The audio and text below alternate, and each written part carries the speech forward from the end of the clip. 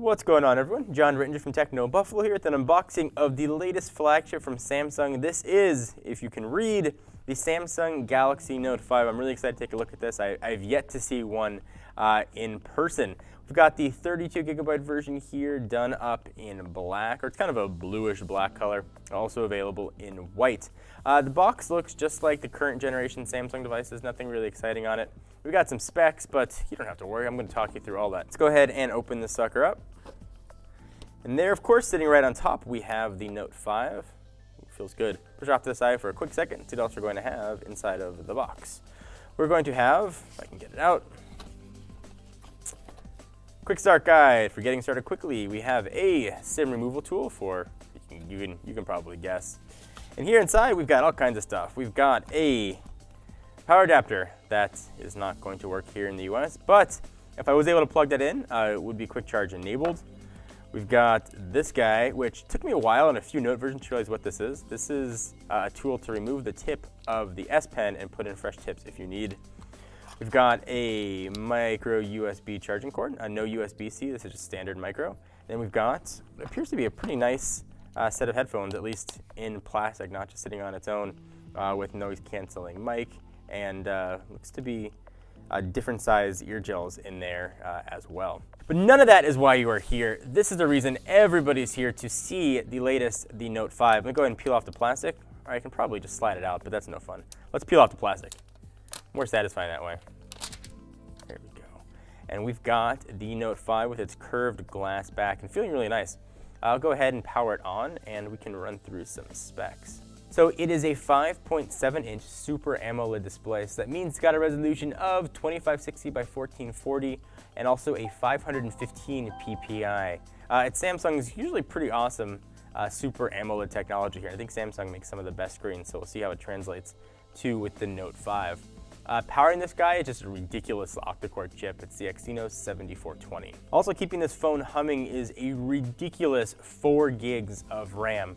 Storage, no expandable storage, but it is going to be available in 32 or 64. No 128 available, at least not yet. It's also not going to have a removable battery. It does have a 3000 mAh pack on board. One of the other cool features, of course, with the current generation Samsung devices, it is Qi and PMA enabled, so you can charge it with pretty much any wireless charger. This will charge extra fast if you have one of Samsung's new wireless chargers, sort of quick charge for wireless. Camera on the back is 16 megapixel. On the front, we've got a 5 megapixel sensor, and it of course has NFC. If you want to know the difference between this and the Galaxy S6 Edge Plus, it's really just the curved sides and the S Pen. A little bit of width difference. This is 76.1 millimeters or 3 inches, whereas the S6 Edge Plus is a little thinner at 75.8 millimeters or 2.98 inches. We still have TouchWiz here, or at least their modern UI, see what it looks like. A few changes. We have a much thinner and lighter version of Samsung's modern UI, or more commonly referred to as TouchWiz.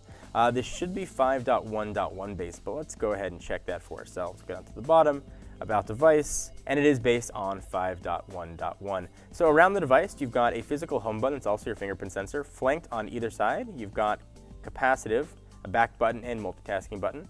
On the left, volume up and down. On the right, that's where your power and lock button's going to live. On top, there's your SIM tray. We've got noise canceling mic. You can see the antenna bands.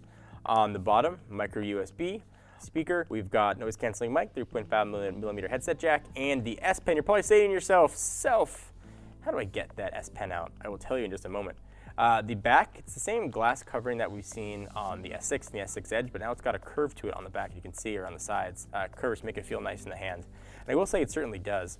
To pop the S Pen out, it's now spring-loaded, so you do a little push, and it pops right out. You can pull it out of the device, and you're immediately greeted with Air Command.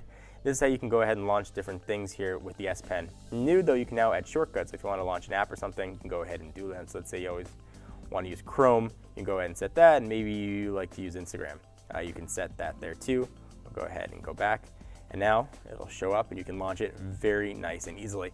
The S Pen feels almost identical to the last version. It doesn't feel heavy, there's not much weight to it. It does have a physical button, but now you can annoy people being able to actually sort of sit there and click it when you are in meetings, just like you can on a normal pen. I think one of the coolest features, though, of the S Pen, you have to enable in settings. It's called off-screen memo. If you go ahead and eject the S Pen, it looks like the screen is off, but you can actually start writing on it, almost like you can on a blackboard or even a pen and paper, just any notes you want.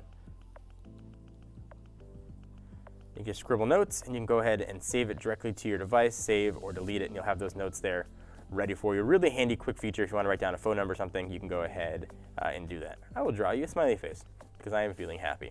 So that is here as well. Push the S Pen back. I haven't always been the biggest fan of TouchWiz. I will say it was much lighter and easier to use and less to learn and less cumbersome and less additions in the current generation of Samsung devices. If you look in apps, there's still a decent amount of things preloaded in here, but very little carrier bloatware. This isn't a carrier branded device. This is their unlocked international version, which will not be sold in Europe. So if you're in Europe and you wanted a Note, you are going to have to pay a lot of money to import it.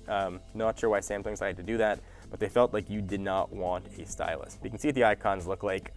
One of the beauties of Android, though, if you don't like this, the Google Now launcher, Nova launcher, or a slew of other launchers are just an App Store download away. So we're going to do a full review and a full test of the Note 5 and put it through its paces. We'll test battery, we'll test camera, and the likes. Let us know anything you guys want to see in particular. Leave in the comments down below, and we'll be sure to test it for you. Anyway, thank you guys for watching. Hope you enjoyed. Until next time, I'm John Rettinger from Techno Buffalo. See you guys next video. Bye-bye.